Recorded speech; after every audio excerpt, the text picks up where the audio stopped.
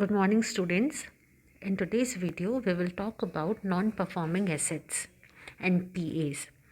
So, what are non-performing assets? When a person delays the payment of a loan or amount which was due on him through the delay in payment in either interest or installment or principal amount, that particular loan or amount is termed as non-performing assets. Any assets which stop giving return to its investors for a specific period of time is known as non-performing assets. ऐसा assets जो return देना बंद कर दे अपने investors को एक particular specific time period के बाद, उसको हम नॉन परफॉर्मिंग एसेट्स कहते हैं. यूजुअली जो नॉन परफॉर्मिंग एसेट्स है वो 3 पार्ट में डिवाइडेड है. उसका class we can divide non performing assets into 3 types. First is sub standardise assets, doubtful assets, loss assets. Sub standard assets क्या होते हैं? Assets which have remain NPA for a period of less than और equal to 12 months. ऐसे assets जो NPA रह चुके हैं या तो 12 महीने तक या 12 महीने से कम समय तक, उनको हम सब स्टैंडर्ड एसेट्स कहते हैं. Then we have doubtful assets and assets which have remained in substandard category for a period of 12 months. ऐसे एसेट्स जो सब स्टैंडर्ड कैटेगरी में रह चुके हैं 12 महीने के लिए, उनको हम डाउटफुल एसेट्स कहते हैं. Then we have loss assets. Loss assets is considered uncollectible and of such little value that its continuation as a bankable assets is not warranted.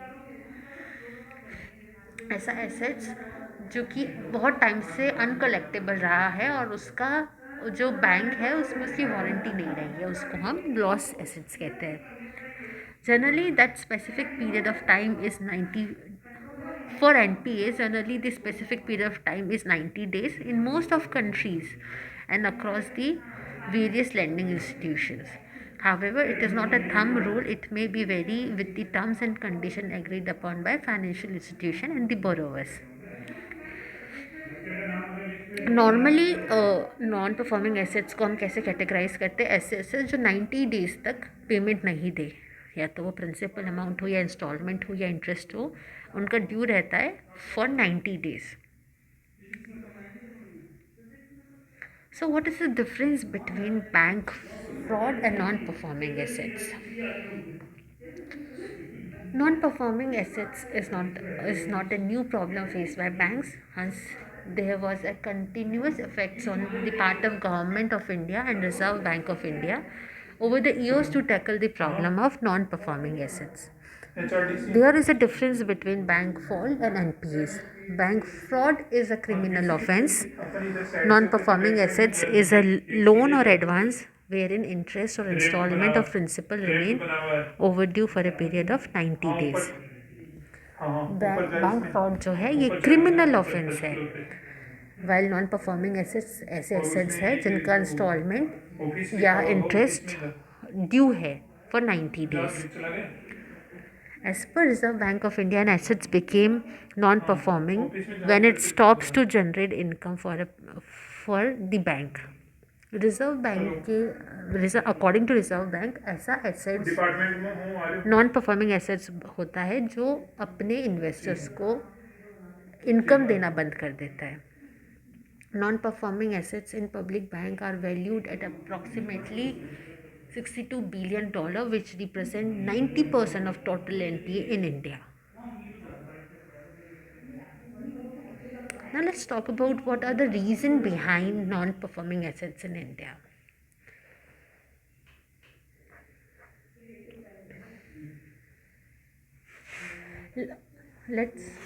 The origin of crisis lies partly in the credit boom of year 2004-5 to 2008 and 9. In that period, commercial credit doubled. It was a period in which the world economy as well as Indian economy was booming. Indian firms borrowed furiously in order to avail of the growth opportunity they saw coming. Most of the investment went into the infrastructure and related area, that is telecom, power, road, aviation, steel, etc. Businessmen were overcome with exuberance, partly rationally and partly irrationally. They believed, as many others did, that India has entered an era of 90% growth. Thereafter, as an economic survey of 2016-17 notes, many things begins to go wrong thanks to the problem in acquiring land and getting environmental clearance. Several project was stalled, their cost soared. At the same time, the onset of global financial crisis of 2007 and 8 and slowdown in growth rate after 11-12, revenue fell well short of forecast. So if we have to uh, suggest some of the reason behind non-performing assets, so we can summarize it as, in the period of 2004 and 9, there was a huge growth in an economy which led to taking bank loan very aggressively. Most of the investment were in infrastructure sector like road, power, aviation, etc. This we have already discussed. Laxity in lending norms by the bank without analyzing the financial health of the companies and their credit rating. This was also one of the reasons why we have the problem of NPAs in India. The banning of mining project, delay in environment permits led to a rise in price of raw material and a big gap in demand and supply, thereby affecting the power, steel and iron industries.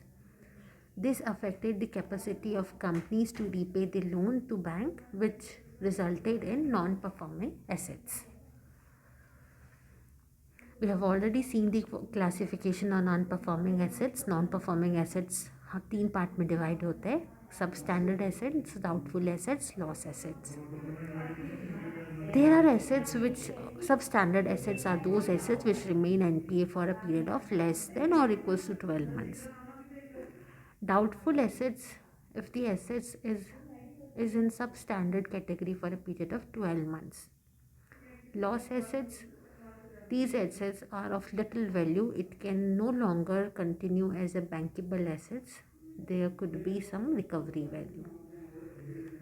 So that's all for today. We have covered NPAs. What do you mean by NPA? We have already covered the meaning of NPA. NPAs are those assets which stop giving return to its investor for a specific period of time. Normally this time is 90 days. ऐसे assets जो return देना बंद कर दे अपने investors को, उनको हम non performing assets कहते हैं. रिटर्न में क्या आएगा?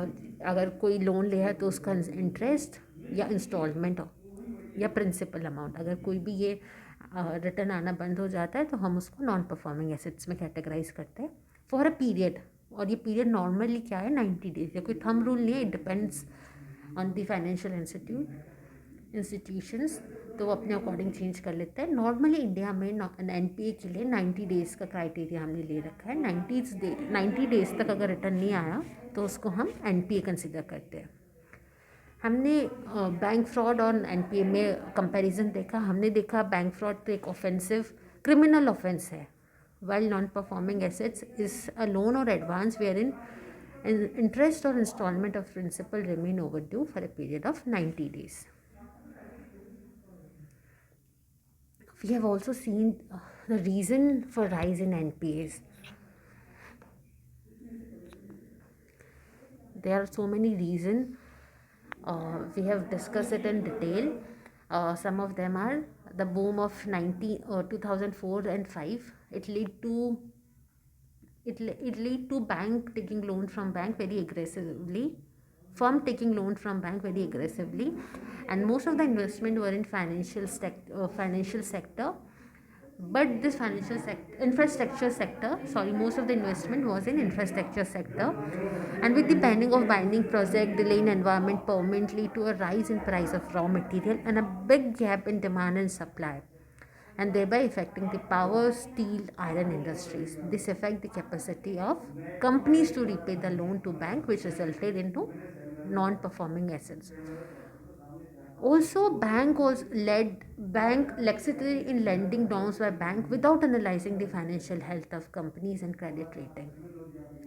ये जो टाइम पीरियड था इसमें बैंक्स ने एग्रेसिवली लोन, सबने बहुत एग्रेसिवली, जितने भी फर्म्स थी उन्होंने एग्रेसिवली लोन लिया और बैंक ने भी बहुत लोन दिया without analysing the financial health of a firm.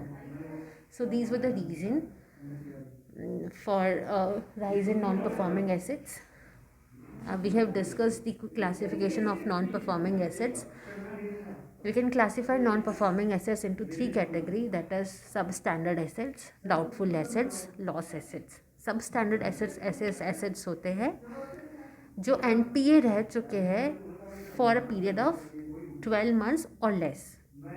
Doubtful assets ऐसे एसेट्स है जो कि सब स्टैंडर्ड एसेट्स रह चुके हैं for a period of 12 months और less. Loss assets are those assets, these assets are of little value and it can no longer continue as a bankable assets.